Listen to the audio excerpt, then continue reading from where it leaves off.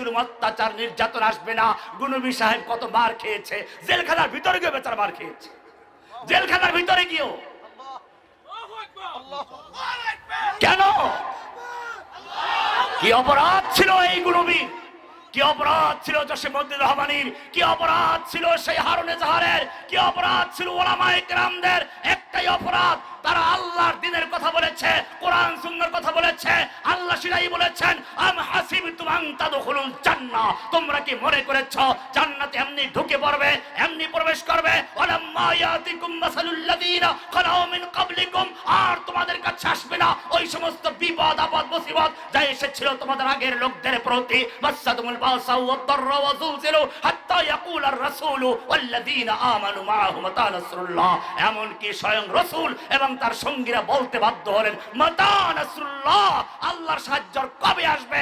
ও মুসলিম, এই কঠিন অবস্থায় যাওয়ার পরেই আল্লাহ বলছেন, আলা ইন্না নাসরাল্লাহি করিব, বান্দা তোর ক্ষমতা যেখানে শেষ, আমার সাহায্য সেখান থেকে শুরু হবে। এটাই আমার নিয়ম। মুসার ক্ষমতা শেষ হয়ে গেছে, সামনে নদী, পিছনে বাহিনী, লাঠি মারো, রাস্তা করে দিয়েছি। ইব্রাহিমের ক্ষমতা শেষ হয়ে গেছে, আগুনে পড়ে গেছে, কুলনা ইয়া নারু কুনি, আগুন ঠান্ডা করে দিয়েছি। ইউসুফ আলাইহিস সালাম দৌড় দিয়ে দরজা বন্ধ গেছে, তার ক্ষমতা শেষ, আমি দরজা খুলে দিয়েছি। ও মুসলমান, তুমিও যদি সেরকম দৌড় দিতে পারো, দুনিয়ার সমস্ত দরজা, আসমানের দরজা তোমার জন্য খোলা আছে, জান্নাতের দরজা বন্ধ খোলা আছে। সমস্ত মানুষ জান্নাতে যাবে অনেক পরে, শহীদরা আগেই চলে যাবে। আমি সেদিকে যাচ্ছি না। হে যুবক, তোমাকে আমি বলছি, তোমার সামনে আবার সেই নেতৃত্ব দেওয়ার সময় এসেছে। শুরু করেছিলাম, নেতৃত্ব দেওয়ার জন্য তোমাকে সমাজে প্রতিষ্ঠিত হতে হবে। তোমার আমানত দিয়ানতদারি, তোমার নেতৃত্ব সমাজ মেনে নেয়, সে অবস্থা তোমাকে তৈরি করতে হবে। তারপরে সমাজ তোমাকে বলবে, আসো, কোরআনের ভাষায় তোমাকে আহ্বান করছি। সূরা নিসা 75 নম্বর আয়াতে আল্লাহ বলছেন, ওয়ামা লাকুম লা তুকাতিলুনা ফি সাবিলিল্লাহ, وما لكم لا تقاتلون في سبيل الله والمستضعفين من الرجال والنساء والولدان الذين يقولون ربنا أخرجنا من هذه القرية الظالم أهلها واجعل لنا من لدنك وليا واجعل لنا من لدنك نصيرا। আল্লাহ বলছেন, وما لكم, ও যুবকেরা, তোমাদের কি হলো? লা তুকাতিলুনা ফি সাবিলিল্লাহ, তোমরা আল্লাহর রাস্তায় কিতাল করছো না, যুদ্ধ করছো না, লড়াই করছো না, মারামারি করছো না। ওয়াল মুস্তাদাফিনা মিনার রিজালি ওয়ান নিসা ওয়াল বিলদান, অথচ অসহায় নারী, পুরুষ, শিশুরা তোমাদের জন্য অপেক্ষা করছে, তোমাদের কাছে ফরিয়াদ করছে, রব্বানা আখরিজনা মিন হাযিহিল কারইয়াতিজ যালিমি আহলুহা, ও আমাদের রব, তুমি আমাদেরকে জালিমদের হাত থেকে উদ্ধার করো। আখরিজনা, আমাদেরকে বের করে নাও, উদ্ধার করে নাও। মিন হাযিহিল কারইয়াতিজ যালিমি আহলুহা, এই জালিম অধ্যুষিত জনপদ থেকে। ওয়াজআল লানা মিন লাদুনকা ওয়ালিয়া, আমাদেরকে উদ্ধার করার জন্য, আমাদেরকে মুক্তি করাও দেওয়ার জন্য তুমি সালাহুদ্দিন আইয়ুবী, মুহাম্মদ বিন কাসেম, তারেক বিন জিয়াদের মতো ওলি পাঠাও। ওয়াজআল লানা মিন লাদুনকা নাসীরা, আমাদের জন্য সাহায্যকারী পাঠাও। এই আহ্বান আসছে ফিলিস্তিন থেকে, কাশ্মীর থেকে, আরাকান থেকে, বাংলাদেশের প্রতিটা কারাগার থেকে। ও আমার যুবকেরা, আমি জিজ্ঞেস করতে চাই, আল্লাহর আহ্বানে সাড়া দিয়ে, প্রয়োজনে বুকের তাজা রক্ত ঢেলে দিয়ে বাংলার জমিনে কোরআনের রাজ কায়েম করার জন্য মাঠে নামার জন্য তৈরি আছো কিনা?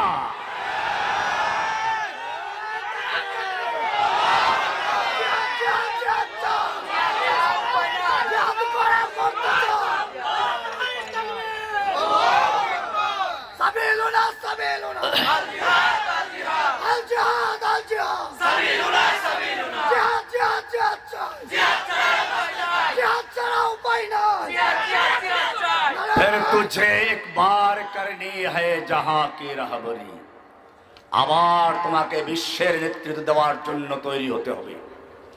উঠ খোদা কে নাম লেকর ফির আলম বরদার বান, আবার সেই ইমানদারের ভূমিকায় অবতীর্ণ হয়ে ইসলামের ঝান্ডা নিয়ে মাঠে আসো। তন্দিয়ে বাদে মুখালিফ সে না ঘবরায়ো কাব, তুমি তো সেই ঊর্ধ্ব গগনের বাজ পাখি, ওকাব পাখি। তুমি বাতিলের ঝড়ো হাওয়া দেখে বাধা বিপত্তি ভয় পেলে চলবে না। ইয়ে তো চলতি হয় তুঝে উঁচা উড়ানে কে লিয়ে। এই ঝড়ো হাওয়া চলছে তোমাকে আরো ঊর্ধ্ব গগনে নেওয়ার জন্য। শর্ত একটাই, ওয়ালা তাহিনু ওয়ালা তাহজানু ওয়া আনতুমুল আলাউনা ইন কুনতুম। তখন বললাম আমাকে একটা কোরআন শরীফ দাও। ওরা বুঝে নাই কোরআন কেন চাইলাম। কোরআন হচ্ছে আল কোরআন কালামুল্লাহ, আল্লাহর কালাম। যেই ব্যক্তি কোরআন পড়বে সে আল্লাহর সঙ্গে সরাসরি কথা বলছে। আল্লাহ তাআলা কখনো বলছেন ইয়া আইয়ুহান নাস, সমস্ত মানুষকে উদ্দেশ্যে কথা বলছেন। কখনো বলছেন ইয়া আইয়ুহাল্লাযীনা আমানু, হে ঈমানদারগণ, ঈমানদারের সাথে কথা বলছেন। কখনো বলছেন আইয়ুহাল কাফির, কাফিরের কথা বলছেন। কখনো বলছেন ইয়া ইবাদিয়াল্লাযীনা আসরাফু, আমার পাপী বান্দারা। তার মানে হচ্ছে কোরআন আল্লাহর কালাম। আল্লাহ কোরআনের মাধ্যমে সরাসরি বান্দার সঙ্গে কথা বলেন। এখন কোরআন দাও, আমি কোরআন পড়তে শুরু করলাম। জেলখানার কোনো ক্লান্তি, কোনো রকমের শাস্তি আমাকে কাবু করতে পারে নাই, কারণ আমার কোরআনের সাথে সম্পর্ক ছিল। সম্পর্ক ছিল কার সাথে? তোমাদের বলার উদ্দেশ্য হচ্ছে এই কোরআন সাধারণ কিছু না। এই কোরআন সম্পর্কে আল্লাহ বলেছেন লাউ আনজালনা হাযাল কুরআন আলা জাবাল, আমি যদি এই কোরআনকে পাহাড়ের উপরে নাজিল করতাম, লারাইতাহু খাশিআম মুতাসাদ্দিআম মিন খাশিয়াতিল্লাহ, তাহলে আলা জাবালিন, মাদ্রাসার ছেলেরা ভালো করে শুনো, জাবালুন নাকেরা না মারিফা? সামনে যারা তারা বলো নাকেরা। নাকেরা মানে কি? আইয়ু জাবালিন ফিল আরদ, দুনিয়ার যেই কোনো পাহাড়, এমনকি হিমালয় পর্বতের উপরও যদি এই কোরআন নাজিল করা হতো, আল্লাহ বলছেন লারাইতাহু খাশিআম মুতাসাদ্দিআন মিন খাশিয়াতিল্লাহ, আল্লাহর ভয়ে, আল্লাহর কোরআনের ভয়ে এই পাহাড়গুলো পর্যন্ত ধসে যেত, বসে যেত, চূর্ণ বিচূর্ণ হয়ে তুলার মতো উড়ে যেত। এত ভারী কোরআন, অথচ আল্লাহ বলছেন, কি বলেছেন? বাল হুয়া আয়াতুম বাইয়িনাতুম ফি সুদুরিল্লাযিনা উতুল ইলম, ফি সুদুরিল্লাযিনা উতুল ইলম। এই কোরআন আহলে ইলমদের সিনার ভিতরে আছে। এত ভারী কোরআন এই ছোট ছোট বাচ্চাদের সিনার ভিতরে কি করে বরদাস্ত করলো, সহ্য করলো কিভাবে? এটাকে আমি এভাবে বলতে পারি, রাতের বেলায় আমরা পূর্ণিমার রাতে চাঁদের আলো পাই, স্নিগ্ধ আলো, সুন্দর আলো, ঠান্ডা আলো, কিন্তু আলোটা কি চন্দ্রের নিজের না সূর্যের আলো?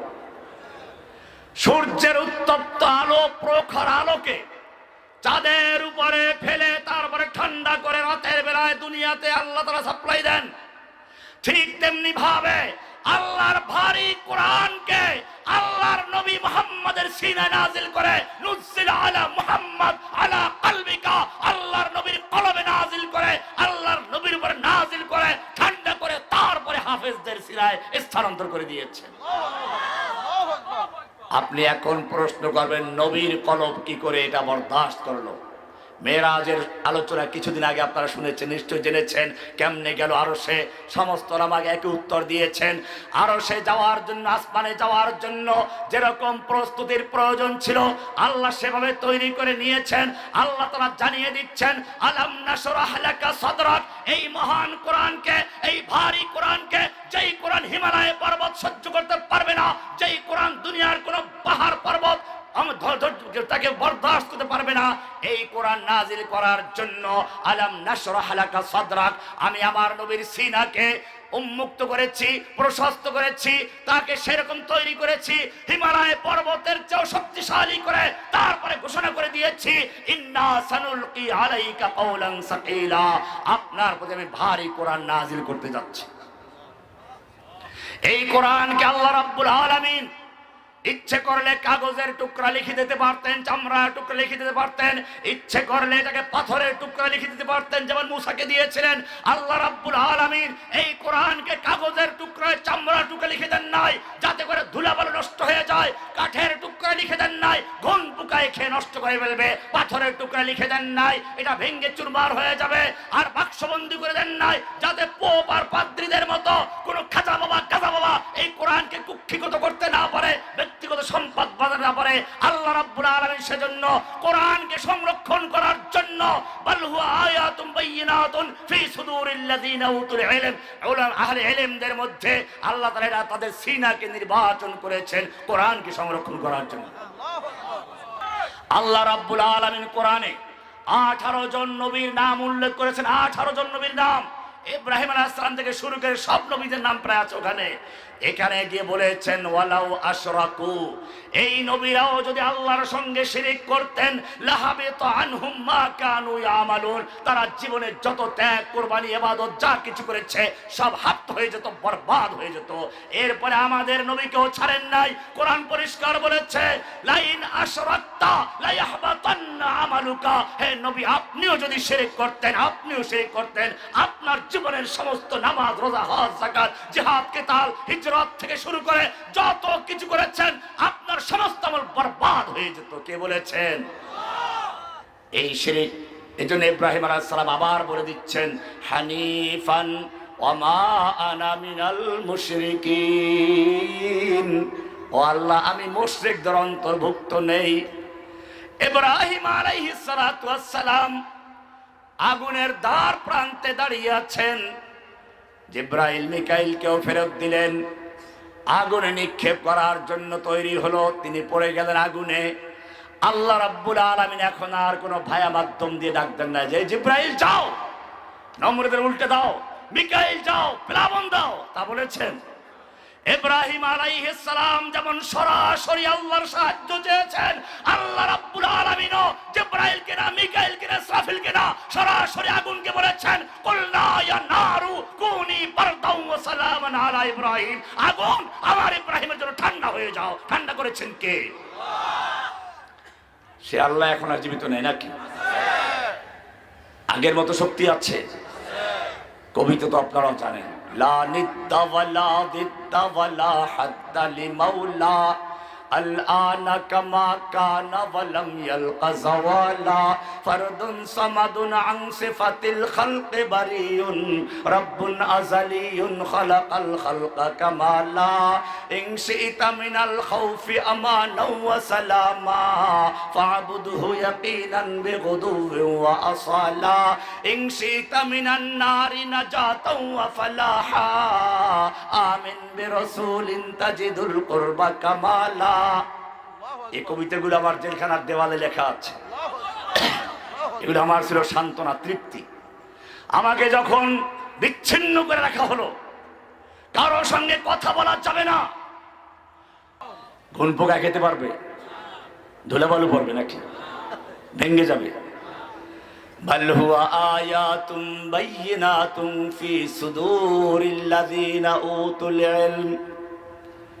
এজন্য তোমাদের বুঝতে হবে তোমরা কারা, তোমাদের পরিচয় কি। তোমরা প্রত্যেকে এক একজন জীবন্ত লৌহে মাহফুজ, জীবন্ত লৌহে মাহফুজ নিজেদেরকে চিনো। এজন্য কবি বলেছেন তাওহীদ কি আমানত সিনোं में है हमारे आशा नहीं मिटाना नाम निशा हमारा। আমাদেরকে যারা যুগে যুগে ধ্বংস করতে এসেছে, পাহাড়ের সঙ্গে মাথা দিয়ে ধাক্কা দিলে পাহাড় ভাঙে না, মাথা ভেঙে চূর্ণ বিচূর্ণ হয়ে যায়। বাংলার জমিন থেকে যারা আমাদেরকে ধ্বংস করতে চেয়েছিল, আল্লাহ রাব্বুল আলামিন বাংলার জমিনে তাদেরকে জেলখানায় ঢুকায় নাই, কবরেও ঢুকায় নাই, বাংলার জমিন পবিত্র জমিন থেকে দূর করে মুশরিকদের দাবাত জমিনে নিয়ে দিয়েছে। এজন্য ভয়ের কোনো কারণ নেই। ওয়ালা তাহিনু ওয়ালা তাহজানু ওয়া আনতুমুল আ'লাউনা ইন কুনতুম মুমিনিন। ও যুবকেরা, তোমাদেরকে আবার নেতৃত্ব দিতে হবে। তোমরাই তো সেই সালাহুদ্দিন আইয়ুবী, মুহাম্মদ বিন কাসেম, তারেক বিন জিয়ার উত্তরসূরিরা। তোমাদের পূর্বপুরুষ যাদের ভয়ে গোটা দুনিয়া থরথর করে কাঁপত, ইতিহাস পড়ো মুহাম্মদ বিন কাসেম কোত্থেকে এসেছিলেন, কেন এসেছিলেন? রাজা দাহিরের কারাগারে দুজন নারীকে নির্যাতন করা হচ্ছিল মুসলিম নারী হওয়ার কারণে। এই মুসলিম বোনেরা নিজের শরীর থেকে রক্ত বের করে কালি বানিয়ে ওড়নাকে কাগজ বানিয়ে মুসলিম খলিফার কাছে পত্র লিখেছিল। যদি ওই সময়ের খলিফা ছিল ইতিহাসের সবচেয়ে জালিম বাদশা হাজ্জাজ ইবনে ইউসুফ, কিন্তু ইমানি চেতনা কিছুটা হলেও ছিল। চিঠি পাওয়ার পরে তার ভিতরে জজবা এসে গেল। মুহাম্মদ বিন কাসেম মাত্র 16 বছরের যুবক, নিজের পরিবারের লোক, তার ভাতিজাকে ডেকে বলল, যাও ভারতবর্ষে গিয়ে বোনকে উদ্ধার করতে হবে, হয়তো শহীদ নয়তো গাজী, আল্লাহর রাহে জীবন বাজি, যাও। ইতিহাস সাক্ষী সুদূর হেজাজ থেকে ভারতবর্ষে সে শুধুমাত্র রাজা দাহিরকে পরাজিত করে ওই দুই মুসলিম বোনকে উদ্ধার করে ছাড়েন নেই, গোটা ভারতবর্ষে ইসলামের বিজয়কে তরুদ্দিন করে ছেড়েছিলেন। কিসের ভিত্তিতে? একটাই ছিল, ঈমান। ইব্রাহিম আলাইহিস সালাতু ওয়াস সালাম সেই ঈমানের পরীক্ষা দিয়েছেন, মূসা আলাইহিস সালাম সেই পরীক্ষায় পাস করেছেন। সামনে নদী, পিছনে বাহিনী। আল্লাহ বলেন, লাঠি মারো। লাঠি মারতে হবে, লাঠি মারা ছাড়া হবে না। তুমি মনে করেছো আমি ফু দিয়ে উড়িয়ে দিব? তোমার চেয়ে বড় বুজুর্গ আল্লাহর নবী সাল্লাল্লাহু আলাইহি ওয়াসাল্লাম ওদের যুদ্ধে লোহার পোশাক পরে নেমেছেন। কয়টা পোশাক পরেছিলেন? বুখারী কিতাবুল মাগাজি খুলো, পরিষ্কার বলা আছে দেরহান। দুইটা লোহার বর্ম পরেছেন, মাথায় লোহার হেলমেট। কাফের দেখলো তীর মারলে কাজ হবে না, তলোয়ারের সাধারণ আঘাত কাজ হবে না, শক্ত একটা লোহার তলোয়ার এনে আল্লাহ নবীর মাথায় আঘাত করলো। লোহার টুপিটা ভেঙ্গে গাল দিয়ে ঢুকে মারির দাঁত আঘাত করলো, দুটো দাঁত পড়ে গেছে, লোহা ভিতরে রয়ে গেছে। একজন সাহাবী সেটা বের করার জন্য কামড় দিয়ে টান দিলেন, তারও দুটো দাঁত পড়ে গেছে, লোহা বের হয়ে আসলো, রক্তে রঞ্জিত হয়ে গেল। মজার কথা, আমি ইন্ডিয়াতে এই যে সবে বরাত সামনে হালুয়া রুটি খায়, তো দেওবন্দেও বেদাতি আছে, দেওবন্দ মাদ্রাসার পাশেই বেদাতিরা আছে। তো আমার তো অভ্যাস ছিল, আমি দেওবন্দে পড়া অবস্থায় সাইকেল চালানো শিখেছি, ওখানে বিভিন্ন পাড়ায় ঘুরতাম গিয়ে। মুসলমানদের বেদাতি এলাকাগুলোতে হালুয়া রুটির ধুম পড়ে যায়। भाई ये हलवा रोटी क्यों खाते हो यार? आप जानते नहीं रसूल अकरम सल्लल्लाहु अलैहि वसल्लम के जब दंदान मुबारक शहीद हो गए थे तो रोटी और गोश्त खाना मुश्किल हो गया, दांत जख्म है, तो उस वक़्त नरम रोटी और हलवा खाया था। हम भी इत्तिबा रसूल के नमूना पर ये हलवा रोटी कहते हैं। बोझें ना अपनारा? এই হালুয়া রুটি খানেওয়ালা ভালো করে শোনো, জিজ্ঞেস করলাম সবে বরাতে তোমরা যে হালুয়া রুটি খাও এর কারণটা কি? বললো, এই মৌলভী সাহেব তুমি কি জানো না, আল্লাহর নবী যখন উহুদের যুদ্ধে দান শহীদ হয়ে গেলেন তখন শক্ত রুটি আর গোশত খাওয়া কঠিন হয়ে গেল, আরবের খাদ্য এটা। তখন আল্লাহ রসুল নরম নরম রুটি আর হালুয়া খেয়েছিলেন। আপনি তো মনে করেন ঠিকই আছে, সুন্দর কথা। আমি বললাম, আচ্ছা ইয়ার বাতাও তো। আমি বললাম, আচ্ছা বলো তো, তোমরা হালুয়া রুটি খাচ্ছ শাবান মাসের 14 তারিখ দিবাগত রাতে, ওহুদের যুদ্ধ কখন হয়েছিল? ইয়ে তো মালুম নেই, হ্যাঁ এটা তো জানি না। আমি বললাম যে আল্লাহ নবীর দাঁত কোন যুদ্ধে শহীদ হয়েছিল তা তো জানো? ওহুদের যুদ্ধে। ওহুদের যুদ্ধ হয়েছিল রমজানের পরে শাওয়াল মাসে। আল্লাহর নবীর দান শহীদ হলো 2 মাস পরে শাওয়াল মাসে, আর হালুয়া রুটি খাচ্ছে মহব্বতের ঠেলায় 2 মাস আগে শাবান মাসে। কি ভণ্ডামি! মনে রাখতে হবে, আল্লাহর নবী সাল্লাল্লাহু আলাইহি সাল্লামের ইত্তেবা অনুসরণ করা। আল্লাহর নবী সাল্লাল্লাহু আলাইহি সাল্লাম যুদ্ধের ময়দানে লোহার পোশাক পরে আছেন, সজোরে আঘাত করলো, লোহার টুপি ভেঙে গালে ঢুকে গেছে। আমি জিজ্ঞেস করতে চাই, সেই মুহূর্তে আল্লাহ দেখতে পাচ্ছিলেন কিনা? আল্লাহর ফিরাবার ক্ষমতা ছিল কিনা? ফিরিয়েছিলেন কিছু? এই গুণ বিষয় আসলে বলেন আমাকে, কারণ যে আলোচনা শুরু করে এটা বলতে গেলে অনেক সময় লাগবে, এটা প্রমাণ করতে তোমাদেরকে। আল্লাহর নবী সাল্লাল্লাহু আলাইহি সাল্লামকে আল্লাহ ভুলেও যান নাই। আল্লাহর মোহাব্বত তার চেয়ে কোনো কমি নাই। একটু ইতিহাস পড়ো, আল্লাহর নবী রাস্তা দিয়ে চলতে গেলে মেঘ এসে ছায়া দিচ্ছে। আল্লাহর নবী পেশাব করতে গেছেন, দুটো খেজুর গাছ দৌড়ে এসে আড়াল করে দিয়েছে। এবারে তোমাকে কোরআনের সাগরে নিয়ে যাচ্ছি। আল্লাহর নবী সাল্লাল্লাহু আলাইহি ওয়াসাল্লাম মজলিসে বসে কথা বলছেন, সাহাবীদের কারো আওয়াজটা নবীর আওয়াজের চেয়ে বড় হয়ে গেছে। আল্লাহ তাআলা ডাক দিয়ে বলছেন, ইয়া আইয়ুহাল্লাযীনা আমানু লা তারফাউ আসওয়াতাকুম ফাওকা সাউতিন নবী। হে ঈমানদারগণ, খবরদার নবীর আওয়াজের চেয়ে জোরে আওয়াজ করে কথা বলবি না। এমনটা যদি করিস আনতাহবাতা আমালুকুম, যদি নবীর আওয়াজের চেয়ে জোরে আওয়াজ করে কথা বলো, আনতাহবাতা আমালুকুম, তোমাদের জীবনের যত আমল আছে, নামাজ, রোজা, হজ, যাকাত, তাসবিহ, তাহলিল, সব বরবাদ হয়ে যাবে। নবীর আওয়াজের চেয়ে জোরে আওয়াজে কথা বলছিস। আরো সামনে চলুন, নবীকে এসে কেউ ডাক দিয়ে বসেছে, ইয়া মুহাম্মদ, ওই যে বলে ইয়া নবী, ইয়া রাসূল, এটা আল্লাহর নবীকে ডাক দিল ইয়া মুহাম্মদ। আল্লাহ রাব্বুল আলামিন বরদাশত করলেন না, ওহী নাযিল হয়ে গেছে, লা তাজআলু দুআ আর-রাসূল বাইনাকুম কাদুআই বাযিকুম বাযা। খবরদার, তোমরা একে অপরকে যেমন ডাকাডাকি করো, ইয়া মুহাম্মদ, ইয়া নবী, ইয়া রাসূল, এই সব বাজারের ডাক আমার নবীকে ডাকবে না। আমার নবীকে কেমনে ডাকি দেখো না, ইয়া আইয়ুহার রাসূল, ইয়া আইয়ুহান নবী, ইয়া আইয়ুহাল মুযাম্মিল, ইয়া আইয়ুহাল মুদাসসির, এরকম সম্মানের সঙ্গে ডাকবি। আরো সামনে চলো, নবীকে কেউ বলেছে আবতার, লেজ কাটা, পুত্র সন্তান মরে গেছে, কাফের মুশরিক মজাক শুরু করলো, এই তো আবতার, লেজ কাটা, নির্বংশ। আল্লাহ বলছেন না, ইন্না শানিয়াকা হুয়াল আবতার, আপনি নির্বংশ নন, আপনার লেজ কাটা নয়। আপনাকে যারা নির্বংশ বলেছে, লেজ কাটা বলেছে, ওদের লেজ এমন ভাবে কাটা হবে কিয়ামত পর্যন্ত ওদের নামে কেউ নাম রাখবে না। আল্লাহ নবীর পুত্র সন্তান নেই, বংশ বিস্তার হবে না, নাম নেওয়ার কেউ থাকবে না, ঘরে বাতি দেওয়ার কেউ থাকবে না। আল্লাহ বলছেন ওয়ারাফানা লাকা যিকরাক, হে নবী, আপনার আলোচনাকে আমি সর্বোন্নত করেছি, সর্বোচ্চ মাকাম দান করেছি। কিয়ামত পর্যন্ত আমার নাম যখন উচ্চারণ হবে, সঙ্গে আপনার নামটা উচ্চারণ হবে। আরো সামনে চলো, তুমি যেমন হেফজখানায় ছাত্র কোরআন পড়া, মুখস্থ করো, ঠোঁট নাড়াচাড়া করো, হাফেজ সাহেব যখন পড়ায়, আল্লাহ নবীকেও যখন জিব্রাইল কোরআন শোনাচ্ছে, ঠোঁট নাড়াচাড়া করে পড়তে শুরু করলেন। আসমান থেকে ওহী নাযিল হয়ে গেল, লা তুহাররিক বিহি লিসানাকা লিতাজালা বি। হে নবী, খবরদার, খবরদার, আপনার এত কষ্ট করে কোরআন মুখস্থ করার দরকার নেই। লা তুহাররিক বিহি লিসানাকা লিতাজালা বি।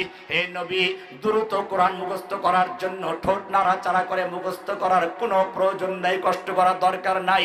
ইন্না আলাইনা জামাহু ওয়া কুরআনা, গোটা কোরআনকে নূর বানিয়ে আপনার সিনার মধ্যে জমা করে দেওয়ার দায়িত্ব আমি আল্লাহ নিজে গ্রহণ করেছি। কি মায়া! আরো সামনে চলুন, নবী কোরআন পড়ছেন, তাহাজ্জুদ পড়ছেন, পা ফুলে যাচ্ছে। আল্লাহ বলছেন, তাহা মা আনজালনা আলাইকাল কুরআন লিতাশকা। হে নবী, আপনাকে কষ্ট দেওয়ার জন্য আমি কোরআন নাজিল করি নাই। সারা রাত্র জেগে কোরআন পড়তে পড়তে আপনার পা ফুলে যাচ্ছে, এত কষ্ট আপনাকে দেওয়ার জন্য তো আপনার উপরে কোরআন নাজিল করি নাই। আপনার এত কষ্ট করার কোনো প্রয়োজন নেই। বলে তাহলে কতক্ষণ পড়ব তুমি একটু বলে দাও না। কি মায়াবী ডাক আল্লাহ দিচ্ছেন, ইয়া আইয়ুহাল মুযাম্মিল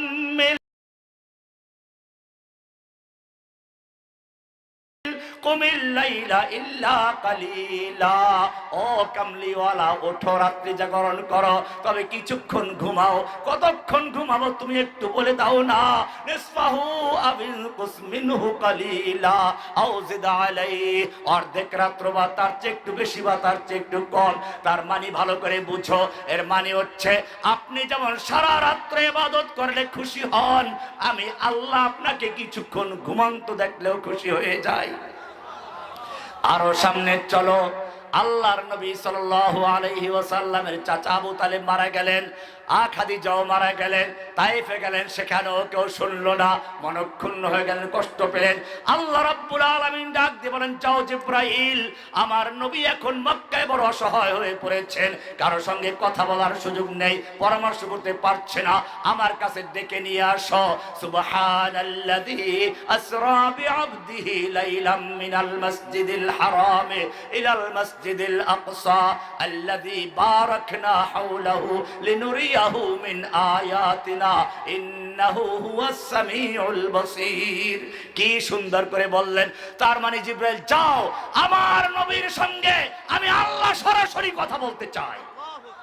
তাকে হিজরত করতে হবে, প্রশিক্ষণের প্রয়োজন আছে, এজন্য তাকে ডেকে নিয়ে আসো। কি মায়া নবীর জন্য। আল্লাহর নবী মদিনায় চলে গেছেন, মক্কার দিকে মনটা রয়ে গেছে, কিবলা হচ্ছে এখন বাইতুল মুকাদ্দাস। বারবার আসমানের দিকে তাকাচ্ছেন, কিবলা পরিবর্তন হয় কিনা। আসমান থেকে আল্লাহ রাব্বুল আলামিন বলছেন, হে নবী, কদ নারা তাকাল্লুবা ওয়াজহিকা ফিস সামাই ফালানুওয়াল্লিয়ান্নাকা কিবলাতান তারদাহা। কি মায়া। কদ নারা তাকাল্লুবা ওয়াজহিকা ফিস সামা, আপনার চেহারা বারবার ওলটপালট খাচ্ছে, বারবার আপনি আকাশে তাকাচ্ছেন। কি সুন্দর এক ছবি তুলে দিয়েছেন।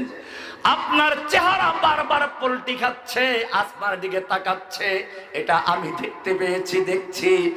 কাজী এখন আপনাকে আমি পরিবর্তন করে দিব। ফালানুওয়াল্লিয়ান্নাকা কিবলাতান তারদাহা।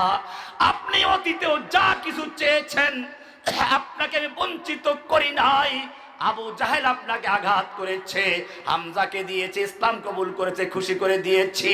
ওয়ালা সাউফা ইউতিকা রাব্বুকা ফাতারদা। তায়েফে গেছেন, মার খেয়েছেন, জিনদেরকে বলেছি যাও ইসলাম কবুল করো। কুল উহিয়া ইলাইয়া আন্নাহু ইসতামাআ নাফারুম মিনাল জিন্নি ইলা আখিল আয়াত। আবু জাহেল এসে মূর্তি পাথর নিয়ে বলেছে, কি আছে বলো। আমি আপনাকে বলার প্রয়োজন মনে করে পাথরকে দিয়ে বলে দিয়েছি। আপনি আকাশের দিকে ইঙ্গিত করেছেন, চাঁদকে দুটুকরো করে দিয়েছি। সব জায়গায় আপনি যা চেয়েছেন আমি খুশি করেছি। এইবারেও তো আপনাকে আমি বঞ্চিত করব না। ফালানুওয়াল্লিয়ান্নাকা কিবলাতান তারদাহা ফাওয়াল্লি ওয়াজহাকা শাতরাল মাসজিদিল হারাম। আপনি এই মুহূর্তে এখনই আপনি কিবলা মক্কার বাইতুল হারামের দিকে চেহারাটা ফিরিয়ে নেন। কি সুন্দর মায়া। এখন যদি মায়ার কথা বলতে চাই, অনেক বিষয় আছে। মুসলিম আমি তোমাকে বলতে চাই, ভালো করে শোনো যুবক, কি বলতে চাচ্ছি। এত মায়া যেই নবীর জন্য, সেই নবী যখন তায়েফে মার খাচ্ছিলেন আল্লাহ দেখতে পাচ্ছিলেন কিনা?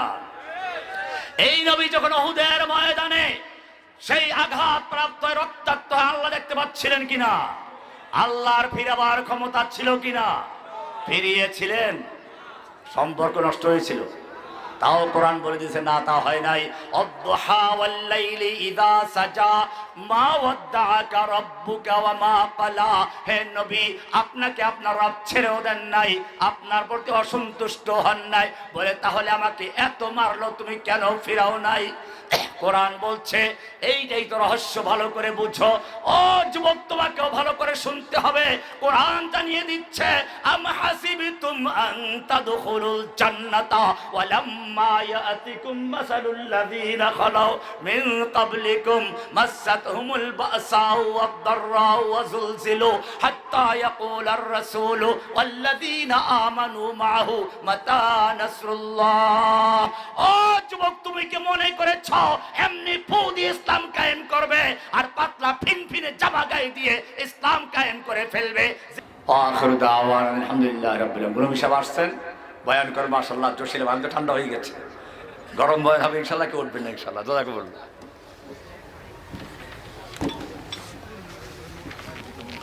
জাযাকুমুল্লাহু আহসানাল জাযা। সকলে বলে মারহাবা, মাশাআল্লাহ। কি সবাই ঘুমিয়ে গেছে? ইমানের আওয়াজ দিয়ে, মুসলমানের আওয়াজ দিয়ে, বীরের আওয়াজ দিয়ে বলেন নারে তাকবীর।